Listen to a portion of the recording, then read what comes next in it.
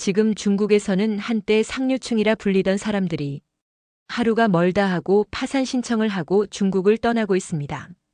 불과 몇 년 전까지만 해도 중국은 전 세계를 향해 이렇게 말했죠. 이제는 아메리칸 드림이 아니라 차이나 드림이다. 한국 같은 나라는 마음만 먹으면 눌러버릴 수 있다. 그 자신감은 근거 없는 허풍이 아니었습니다. 전 세계 부동산, 자원, 투자 시장을 휩쓴 거대한 중국 자본. 1대1로로 세계를 묶고 중산층만 미국 인구를 넘긴다며 자부심으로 똘똘 뭉쳐있던 나라, 그게 바로 중국이었습니다. 그런데 지금은 그 자부심이 오히려 중국을 무너뜨렸습니다. 무너지는 건 경제가 아니라 그들이 쌓아올린 상류층의 허상, 그 자체였죠. 이제는 스스로 말합니다. 한국은 우리가 짓밟을 수 있는 나라가 아니었다. 오히려 본받아야 할 나라였다. 과연 중국에선 지금 무슨 일이 벌어지고 있는 걸까요? 그리고 그 중심에 선 한 여자의 사연, 지금 바로 확인해 보겠습니다. 구독과 좋아요는 감동 무비의 영상 제작에 아주 큰 힘이 된답니다.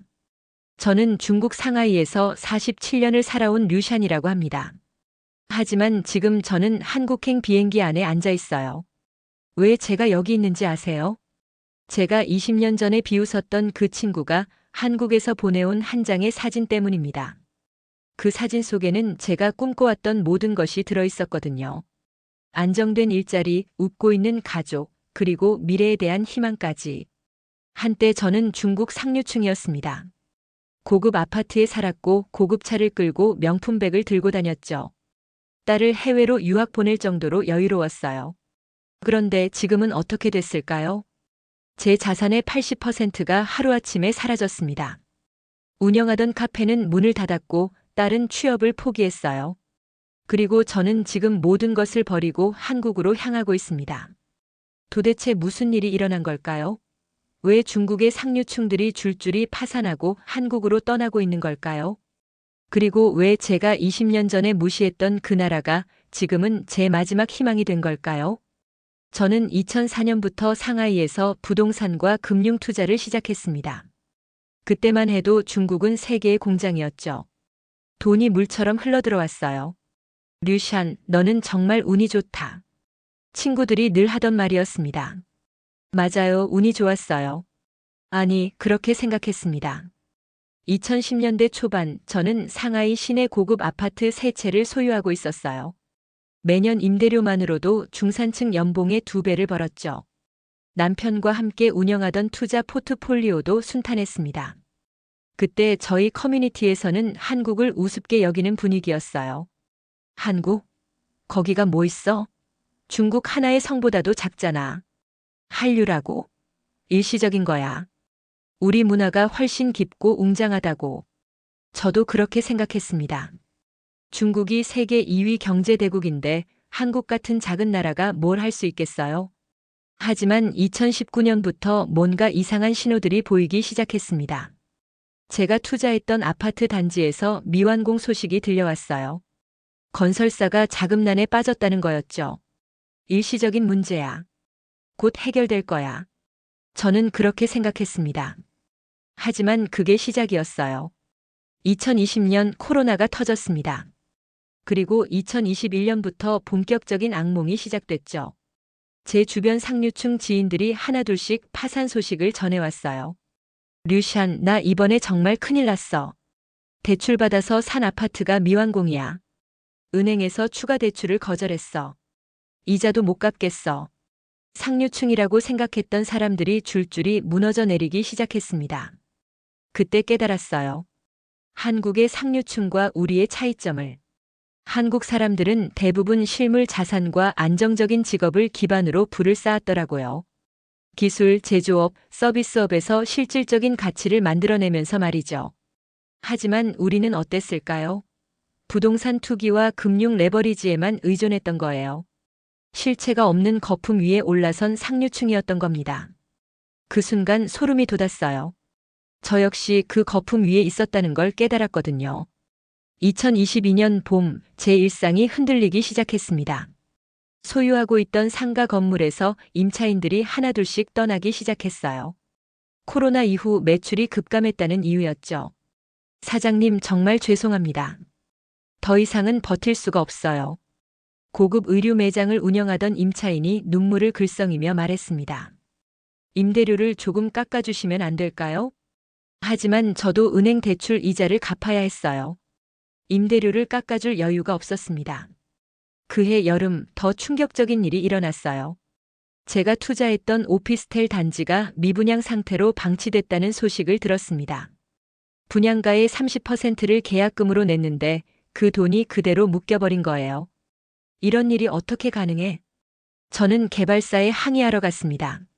하지만 거기서 본 것은 저와 같은 처지의 투자자들이 수백 명씩 몰려있는 모습이었어요. 우리 돈 돌려달라. 정부에서 뭔가 조치를 취해줄 거야. 하지만 아무도 명확한 답을 주지 못했습니다. 그때 남편과 함께 운영하던 고급 디저트 카페도 적자에 허덕이기 시작했어요. 여보, 요즘 손님이 너무 적어. 하루 매출이 임대료도 못 건드려. 남편의 얼굴에는 걱정이 가득했습니다. 우리 카페는 상하이 시내 번화가에 있었어요. 평소에는 줄을 서서 기다려야 할 정도로 인기가 많았죠. 하지만 경기가 나빠지면서 사람들이 사치품부터 포기하기 시작한 거예요. 그런데 더 충격적인 건 제 주변 상류층 친구들의 반응이었습니다. 류샨, 나 한국 비자 알아보고 있어. 우리 아이 한국 유학 보낼까 생각 중이야. 한때 한국을 무시하던 그 친구들이 이제는 한국으로 떠날 준비를 하고 있었어요. 왜 하필 한국이야? 제가 물었더니 친구가 대답했습니다. 한국은 기술 기반 산업 국가잖아. 반도체, 자동차, 엔터테인먼트까지. 위기가 와도 회복력이 있어. 우리처럼 부동산에만 의존하는 게 아니라고. 그 말에 할 말이 없었어요. 정말 그런 것 같았거든요. 한국은 삼성, LG, 현대 같은 글로벌 기업들이 실질적인 가치를 만들어내고 있었죠. 하지만 우리는 뭘 만들어냈을까요? 거품만 잔뜩 만들어낸 것 같았어요. 그날 밤 저는 처음으로 심각하게 고민했습니다. 나도 한국으로 가야 하나? 하지만 그때만 해도 이런 생각을 했어요. 아니야, 이건 일시적인 거야. 중국이 이렇게 무너질 리 없어. 얼마나 순진한 생각이었는지 나중에 깨닫게 됩니다. 2023년 초 저희 가족에게 치명적인 타격이 왔습니다. 먼저 딸의 미국 유학비를 더 이상 감당할 수 없게 됐어요. 아빠, 엄마, 저 정말 학교 그만둬야 해요? 화상통화로 딸의 눈물을 보는 순간 가슴이 무너져 내렸습니다. 아니야, 조금만 기다려. 아빠가 뭔가 방법을 찾을게. 하지만 방법이 없었어요. 임대 수입은 절반으로 줄었고 카페는 매달 적자였습니다. 설상가상으로 남편의 아버지가 갑자기 쓰러지셨어요. 큰 수술이 필요하다고 했습니다. 수술비가 얼마나 들까요? 의사에게 물었더니 깜짝 놀랄 금액이었어요. 저희가 가진 예금의 대부분을 써야 하는 상황이었습니다. 여보, 우리 정말 큰일 났어. 남편과 저는 밤새 돈 계산을 했습니다. 어떻게 해도 답이 나오지 않았어요. 그때 은행에 추가 대출을 신청하러 갔습니다. 죄송합니다. 현재 고객님의 신용도로는 추가 대출이 어렵습니다. 뭐라고요? 저는 이 은행 20년 단골이에요. 하지만 은행 직원의 표정은 차갑기만 했습니다. 요즘 부동산 관련 대출은 매우 신중하게 검토하고 있습니다. 이해해 주세요. 그 순간 깨달았어요. 저는 더 이상 신용 있는 고객이 아니라는 걸. 집에 돌아와서 남편과 심각한 대화를 나눴습니다. 여보, 우리 차 팔아야 할 것 같아. 명품백들도 중고로 내놔야겠어. 한때 자랑스러웠던 소유물들을 하나씩 처분하기 시작했어요. 그런데 더 충격적인 건 중고 시장의 반응이었습니다. 이 가방 요즘 잘 안 팔려요. 가격을 많이 낮춰야 할 것 같은데. 구입할 때의 3분의 1 가격도 못 받았어요. 카페도 상황이 점점 나빠졌습니다. 사장님, 직원들 월급 언제 주실 건가요? 조금만 더 기다려줘. 다음 주까지는 꼭. 하지만 다음 주가 되어도 상황은 나아지지 않았어요. 그때 직원 중 한 명이 말했습니다. 사장님, 제가 아는 언니가 한국에서 카페 일하는데 거기는 최저임금도 우리보다 높대요. 그리고 4대 보험도 확실히 해준다고. 한국이? 네, 거기는 아르바이트생도 제대로 대우해준다고 하더라고요. 그 말을 듣는 순간 복잡한 감정이 들었어요. 우리나라에서는 직원들에게 밀린 월급도 못 주고 있는데 한국에서는 아르바이트생까지 제대로 대우해 준다니. 한국의 경제 시스템이 우리보다 안정적인 건가? 그런 생각이 들기 시작했습니다. 그날 밤 딸에게서 전화가 왔어요. 엄마, 저 정말 학교 그만두고 들어갈게요. 이 상황에서 유학비는 너무 부담이 되잖아요. 아니야, 조금만 더. 엄마, 괜찮아요. 어차피 졸업해도 중국에서 취업이 쉽지 않을 것 같아요. 딸의 체념한 목소리를 들으며 가슴이 미어졌습니다. 가장 안정적이었던 건 과거였다. 그날 밤 남편과 나눈 말이었어요. 그리고 그 말이 맞았습니다.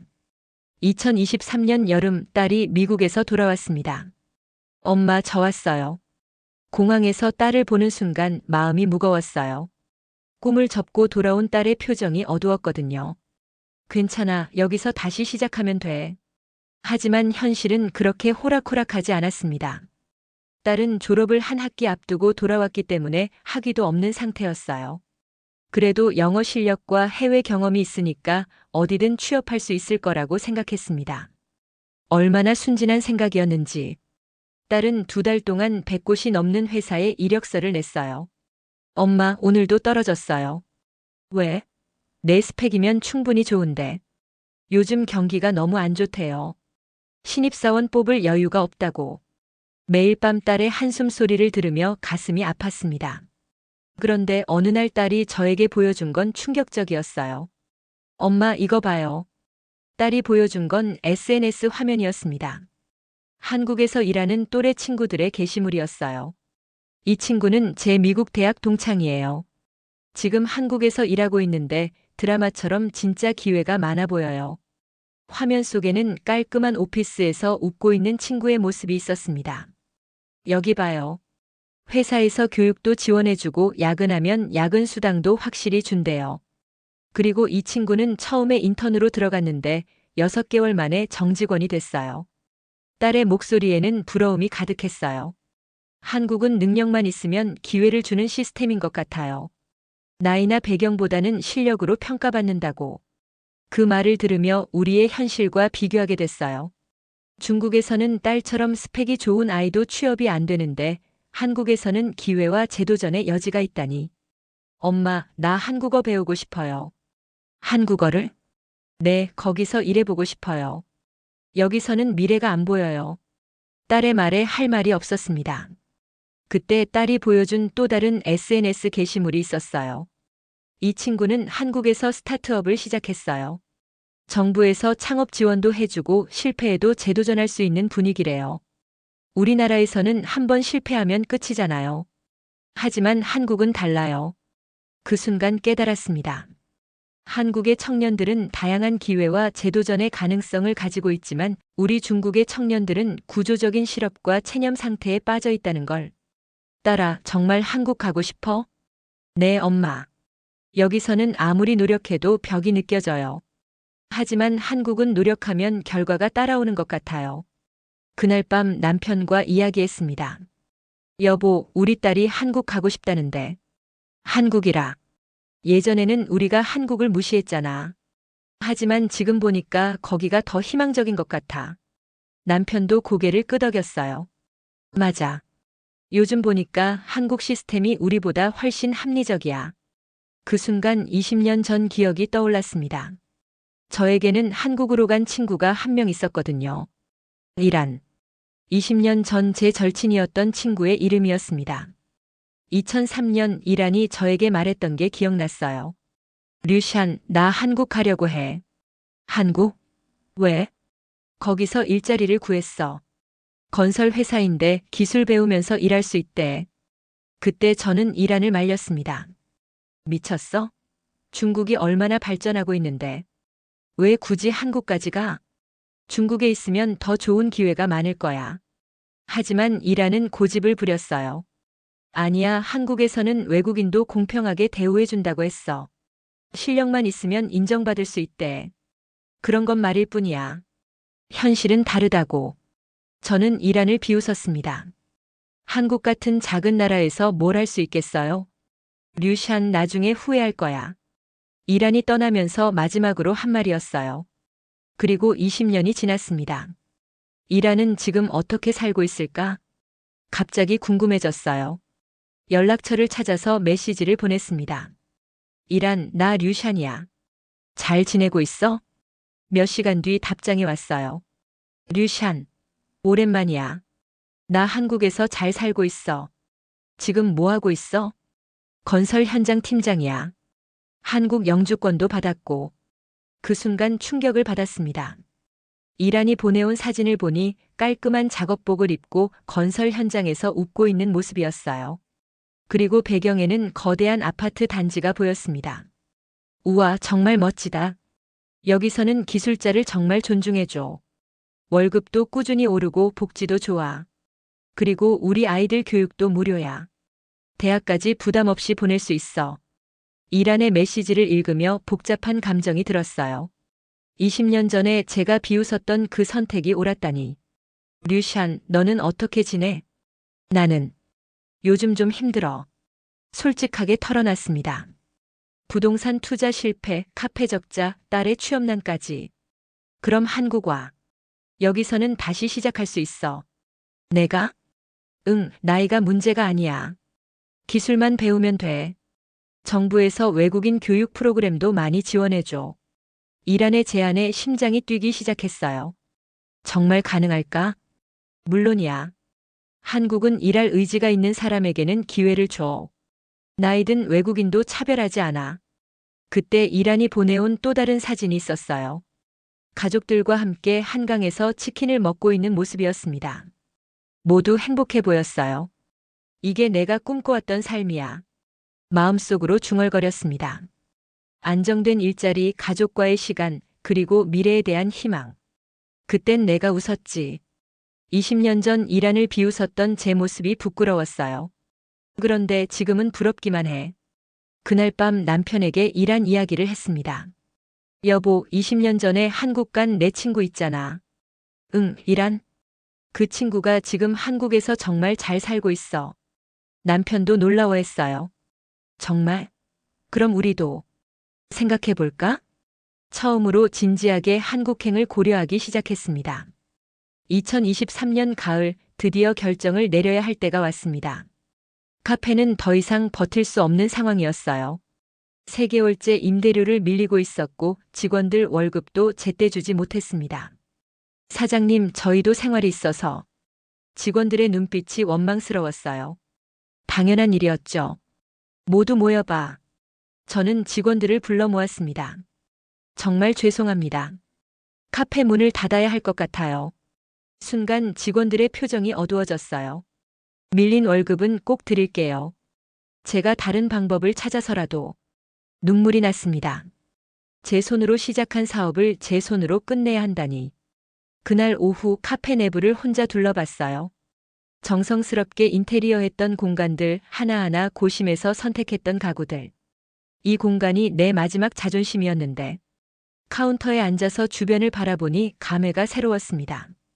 한때는 손님들로 북적였던 이곳이 이제는 텅 비어 있었어요. 내가 뭘 잘못했을까?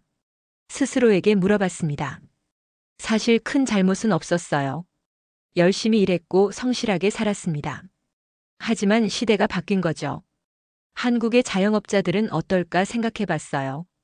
이란이 말했던 것처럼 한국에서는 실패해도 재기할 수 있는 제도가 있다고 했습니다. 정부 지원도 있고 교육 기회도 많다고. 하지만 중국에서는 한번 무너지면 다시 일어서기가 정말 힘들어요. 여기서는 회복할 방법이 없어. 그게 현실이었습니다. 밤 10시가 넘어서까지 카페에 혼자 있었어요. 마지막으로 커피 한 잔을 내려서 마셨습니다. 이게 이 카페에서 마시는 마지막 커피구나. 그 순간 눈물이 쏟아졌어요. 꿈과 희망을 담아 시작했던 사업이 이렇게 끝나다니. 하지만 동시에 다른 생각도 들었어요. 끝이 아니라 새로운 시작일 수도 있어.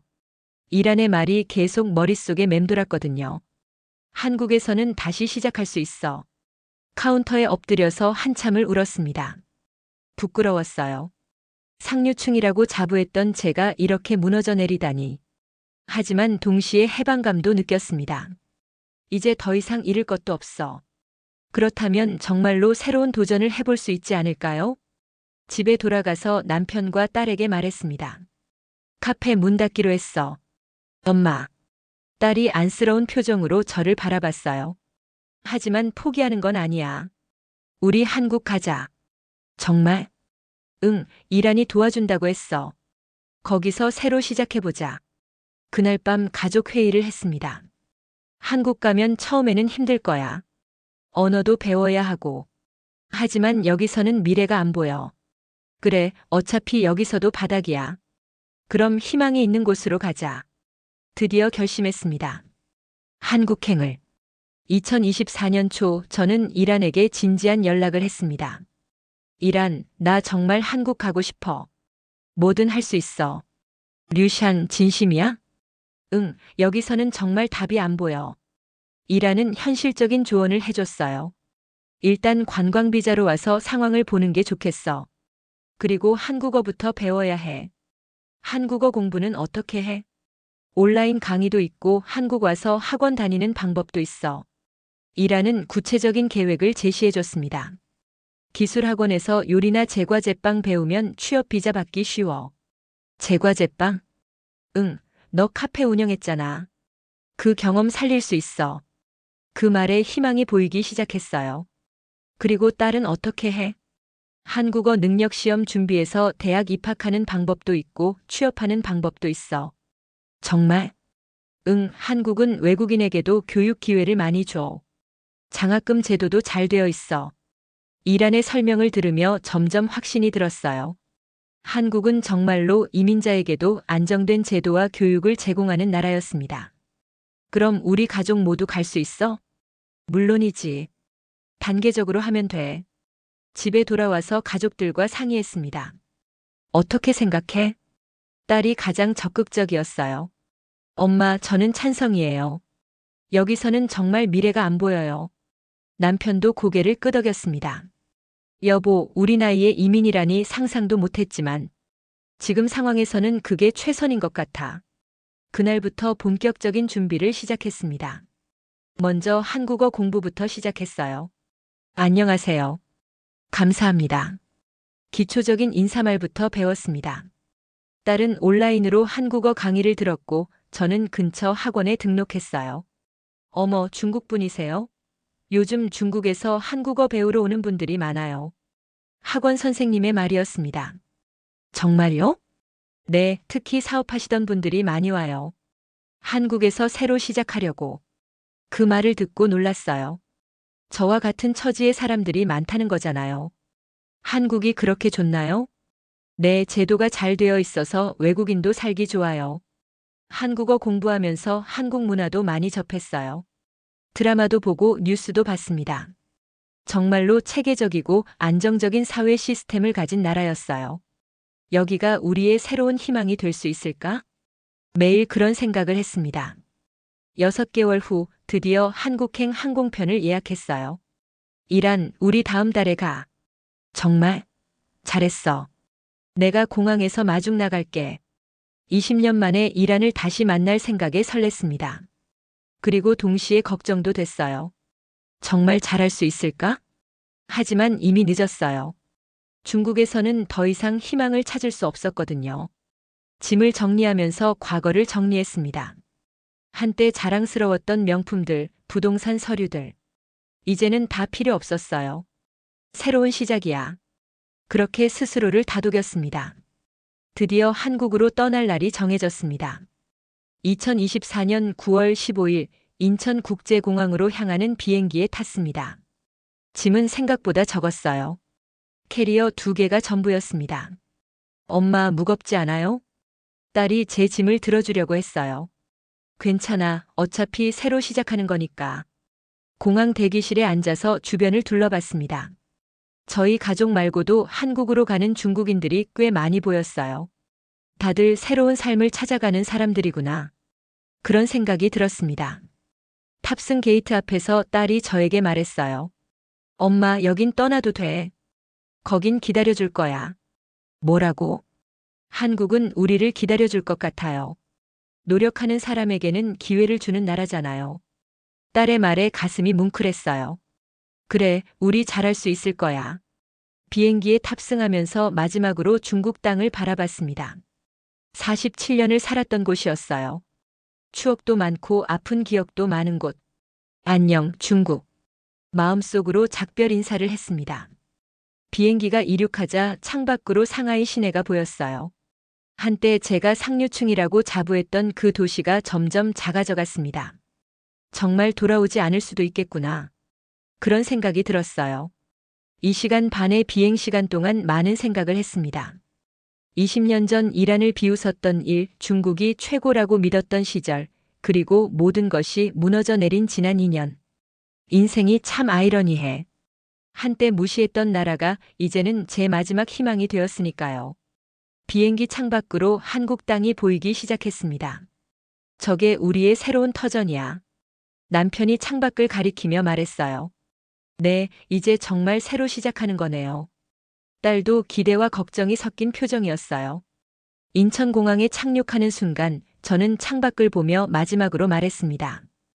이게 우리가 원하던 미래는 아니었지만 그래도 희망이 남아있는 곳으로 가는 거니까.